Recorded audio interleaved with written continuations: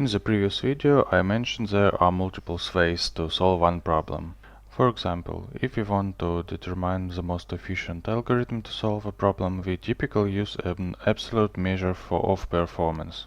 For instance, if we have different algorithms for sorting a list of numbers, we may compare their execution times to identify the fastest one.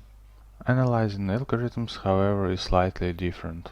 It is impossible to predict the exact running time of an algorithm because there are several variables that affect it. The programming language utilized to implement the algorithm, the specific computer on which the program is running, the current program running on the same computer, the quality of the operating system, and many other factors. Keeping these points in mind.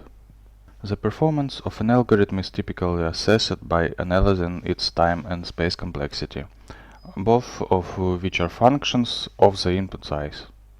By using input size as a metric, we can compare algorithms in a way that is not only independent of the machine being used but is also more appropriate.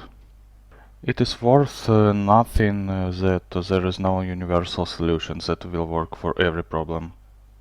Therefore, it is advantageous to be familiar with multiple problem-solving methods and to choose the optimal approach based on a constraint of the situation at hand.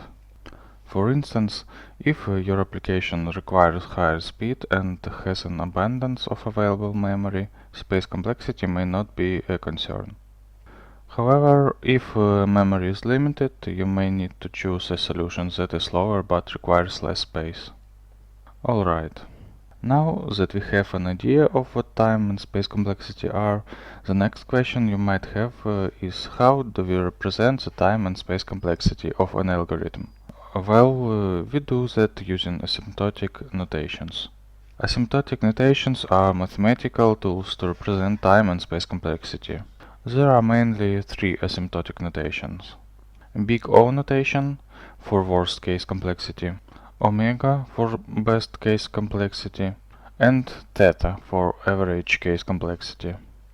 Now, at this point, if I were to explain their theoretical definitions, it would unnecessarily confuse you.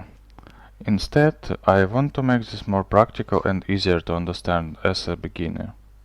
Once you get a fundamental understanding of these concepts, you can then on your own time refer to articles that dive deeper. Now the first step in being practical is to not worry about the best and average case complexity. As you deal with problems, you'll realize that we are primarily concerned with the worst case scenario of an algorithm. And to be honest, it is what is asked during interviews as well. You're more likely to be asked, can you tell me the big O or the worst case complexity of the algorithm you've just written? And for that reason, our focus as well will be on the worst case complexity in this course. So, in the next video, let's learn about the big O notation. Thank you for the watching, make sure to subscribe to the channel.